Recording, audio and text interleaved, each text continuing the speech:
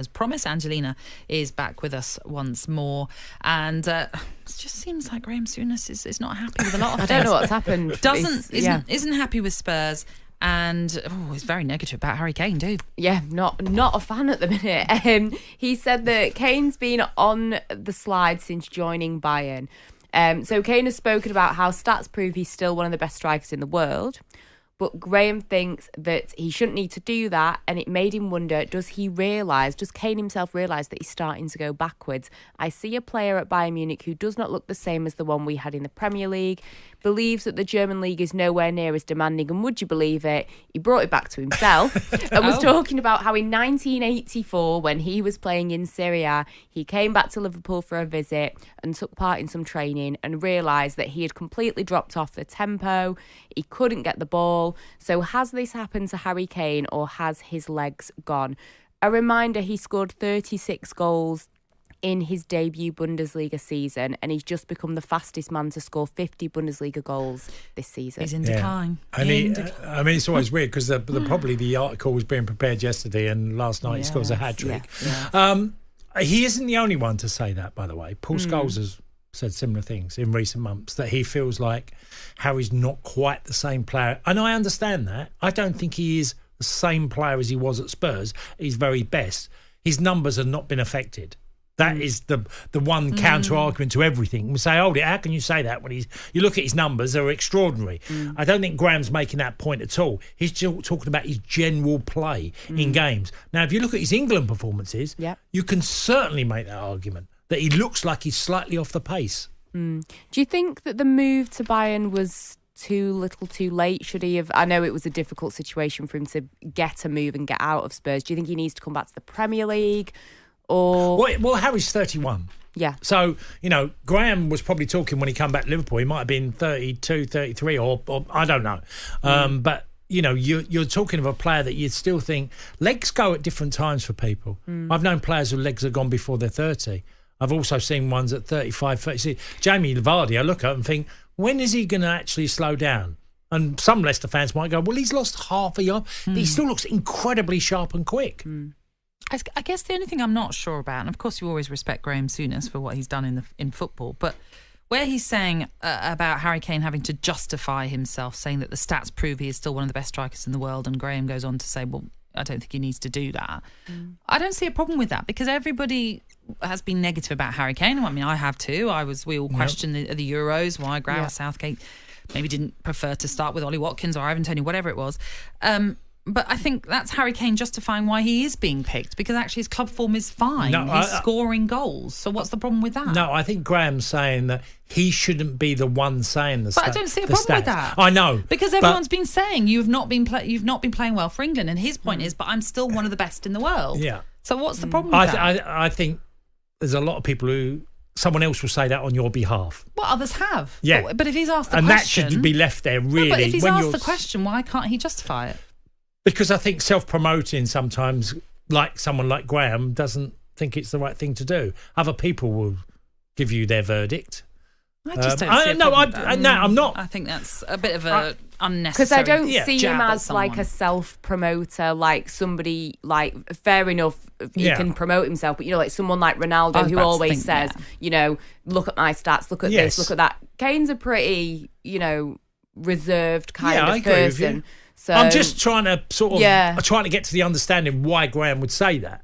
Yeah. Because I know there's certain logic with managers that they go, do you know what? Let other people speak on your behalf. You don't need to promote yourself. Yeah, but I think when you've been getting a lot of negativity, as he has had, and we've all been part of that because of what happened at the Euros, inevitably at some point you're gonna burst and you're gonna say, look at my stats. Yeah. I am still one of the best. Yeah. And I wish I'd have had stats like that when I'd have been I would have been pretty happy with it all. Oh, you'd have won more than one Evening Standard Player of the Month award. Let's move on to a player who impressed in the international break for England, Curtis Jones. Yes, in the Times, an article about Steven Gerrard talking about Jones and how he can become the Scouse heartbeat of Liverpool.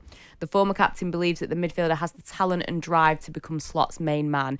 And Gerrard has spoken about how he bumped into him on holiday in LA during the summer, and Gerrard's son wanted a picture with the man he thought was the best midfielder in the hotel. And Jones kind of had a bit of a joke with him and said, well, I want a picture with the best midfielder. I want a picture with your dad. And it was a nice bit of banter. And Gerrard's spoken about how he was a member of an under-18 squad that Gerrard worked with, and that Jones has praised him before for getting to grips with him in the 2017-18 season. And Gerrard warned him about not wasting his talent. And he's always said it wouldn't be anything from a physical point of view or a technical point of view as to why this player would fail. It's about, and not to say that he's had a lack of professionalism off the pitch, but he's saying it's about the whole package. You've got the talent. It's the other things of having the dedication to take yourself all the way. And he's spoken about himself with Rafa Benitez, how he grabbed me to take me to another level. And he thinks that Arne Slot is the person who can really take Curtis Jones to that next level. And also how he spoke to Klopp about him. Klopp really put an arm around his shoulder, which Gerrard felt he needed. But now with Slot and this new possession-based style of football, this is a great fit for Jones, and that he can reach his abundant potential. Yeah, hopefully in the summer and after Klopp had left, maybe Jones had really had a reality check about where is my Liverpool career going. This is my last throw of the dice to get a manager of Liverpool to be persuaded to play me week in, week out. He started the season absolutely, and I'd like to think he's had an amazing pre-season physically because he suffered from injury last year too often. And no one questioned his ability. Curtis Jones got a lot of it. And so let's hope it continues for Liverpool because he is a terrific footballer. Let's get to the Raúl Jiménez story in the Times today as well. Yes, Alison Rudd has an exclusive interview with him. I almost lost my life. Now I try to enjoy everything. So for those who may have forgotten, 4 years ago, he had a life-threatening head injury. Yeah. It was an accidental clash of heads between him and David Luiz, 15 minutes into Arsenal versus Wolves. And he's spoken really openly and honestly about it. He said that he remembers none of it. He remembers going to change to get ready for the warm-up. And that's it. He had a skull fracture and bleeding on the brain. And he talks about how his family now, he's obviously recently been playing for Mexico during the international break. All his family, his grandparents, his cousins, his friends were all at the game. And his family still are very fearful whenever you see him involved in an aerial challenge, obviously. And he talks about, when he came back with Wolves, after he was kind of warned to not maybe be positioned in the near post for corners, but he's managed to get back into that. He had a real fear of, heading the ball for the first time, but it didn't hurt. Petr Cech, who had a similar injury in 2006, reached out to him and offered him support during the injury. And just talking about how he's kind of having this full circle moment. He's now at Fulham. He's really grateful for Wolves and what they did for him. He said that he won't celebrate a goal when they play today. He's 3 goals away from becoming the leading Mexican goal scorer in the Premier League. Talks about how Marco Silva phoned him when he wanted him to make the move and said that he has belief in him. He doesn't just want him to be somebody standing in the box waiting for balls to come in. He wants him to be involved in the build-up. And how he hopes that he can play for Mexico in the World Cup as well, but be their main striker because he's been to some World Cups before but never been the main guy. He's hoping that he can achieve something with Mexico and also with Fulham. He doesn't just want them to be this team that are trying to finish in the top half of the table. They could actually achieve something bigger. Yeah, it's a joy to watch him play his best football again because he is one hell of a striker.